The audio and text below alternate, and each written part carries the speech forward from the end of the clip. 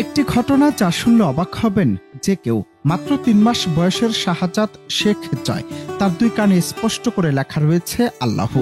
বগুড়ার সদর উপজেলার নারুলি আনন্দপাড়া এলাকায় জন্ম নিয়েছে এই অসাধারণ শিশু, যার প্রতি চোখ রেখে মুগ্ধতা ছড়াচ্ছে চারপাশে।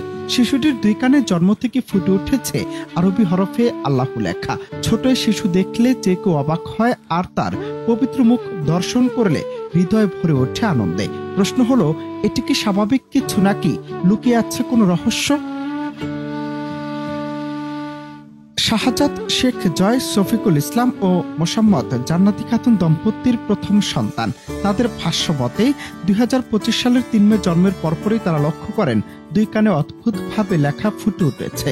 এই অলৌকিক চিহ্ন দেখে পরিবার অবাক হলেও তাদের কাছে এটি আরো গভীর আধ্যাত্মিক বার্তা বহন করে। তাদের ভাষ্য, এটি আল্লাহর পক্ষ থেকে তাদের জন্য একটি বিশেষ আশীর্বাদ। তারা চায় জয় আলেম হোক এবং মাদ্রাসায় পড়ে মানুষের জন্য উপকারে আসুক। মা বাবার এই বিশ্বাসে পুরো এলাকায় ছড়িয়ে পড়েছে এক ধরনের আনন্দ ও কৌতূহল।